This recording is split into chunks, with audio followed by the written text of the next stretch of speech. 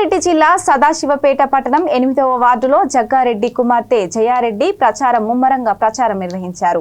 8వ వార్డు ప్రజల కష్టాలను తీర్చడానికి, సమస్యలను పరిష్కరించడానికి, వార్డును అభివృద్ధి చేయడానికి మాజీ చైర్మన్ దివంగత సిహెచ్ నరసింహగౌడ్ కుమారుడిని గెలిపించాలని కోరారు. ప్రజల ఆశీర్వాదంతో కాంగ్రెస్ పార్టీ జెండా ఎగురవేస్తామని అన్నారు. 8వ వార్డు అభివృద్ధి లక్ష్యంగా ముందుకు వెళ్తామని అన్నారు. ఈ కార్యక్రమంలో కాంగ్రెస్ నాయకులు, కార్యకర్తలు, వార్డు ప్రజలు పాల్గొన్నారు.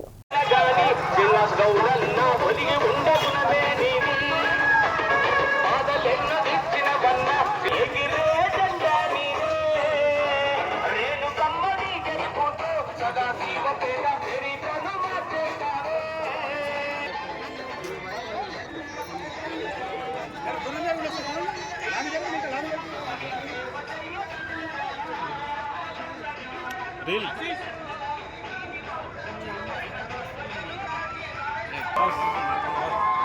इकर मार लो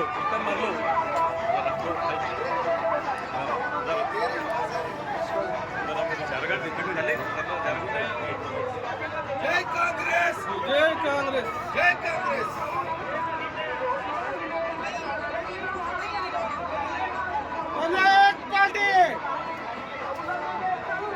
नहीं మరి ఈరోజు 8వ వార్డుకి ఇప్పుడు ప్రస్తుతానికి డోర్ టు డోర్ ప్రచారం చేస్తున్నాము. మరి ఇక్కడ రేణుకా శ్రీనివాస్ గౌడ్ గారు కాంగ్రెస్ నుంచి అభ్యర్థిగా నిల్చోవడం జరిగింది.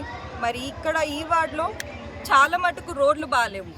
ఇప్పుడు నేను డోర్ టు డోర్ ప్రచారం చేస్తున్నా కదా, చాలా మటుకు రోడ్లు లేవు అసలు. మొత్తం అంటే ఎప్పుడు వేసినట్టు కూడా అనిపిస్తలేదు. ఈ రోడ్లు మొత్తం మట్టి రోడ్లు.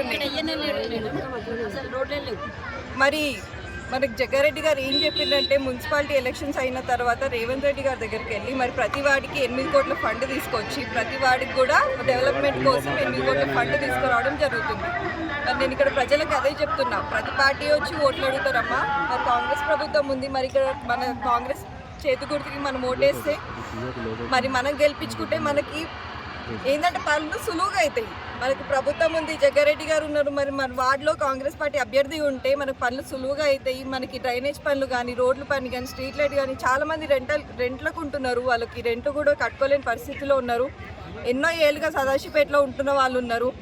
మరి వాళ్ళకి సొంత ఇల్లు అయితే లేదు. మరి గవర్నమెంట్ ఆ సపోర్ట్ కూడా ఇస్తుంది. గతంలో జగ్గారెడ్డి గారు పట్టాలు ఇవ్వడం జరిగింది, సర్టిఫికేట్లు, అది కూడా ఇప్పించడం జరుగుతుందమ్మా. అది కూడా ప్రాసెస్లో ఉంది.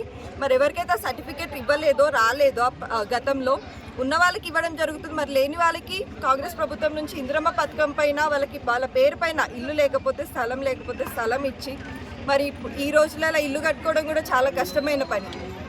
మరి దానికి కూడా గవర్నమెంట్ ఏం ఆలోచన చేసిందంటే, ఆ స్థలం ఇచ్చిన దగ్గర మళ్ళీ ఇల్లు కట్టుకొని కూడా గవర్నమెంటే లోన్ కూడా ఇవ్వడం జరుగుతుందమ్మా. సరేనమ్మా.